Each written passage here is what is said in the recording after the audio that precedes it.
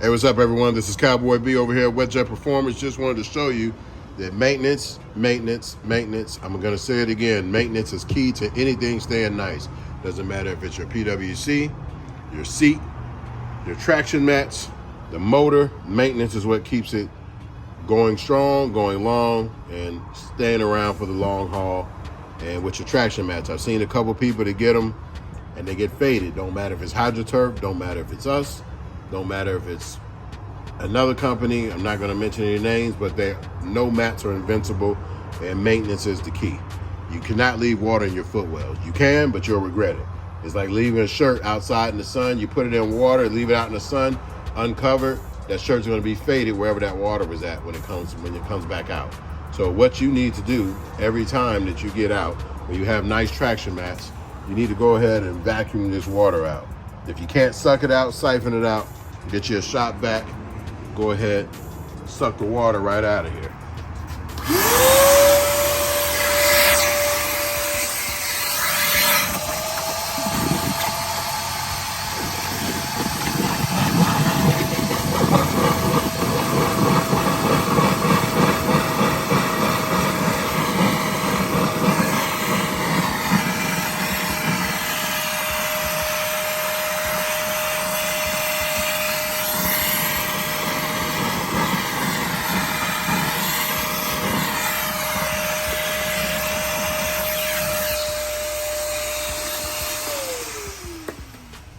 Bam, the water's off of them. You can hit them with a towel, pat dry, but when you get the water off of them, you keep them clean. They last a long time.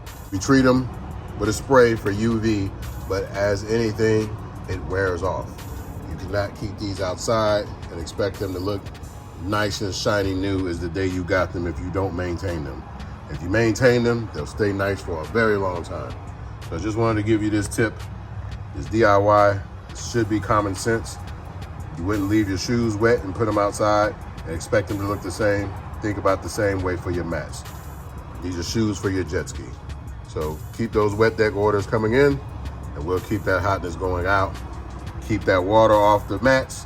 You'll keep it from looking faded. This has been Cowboy B. Peace.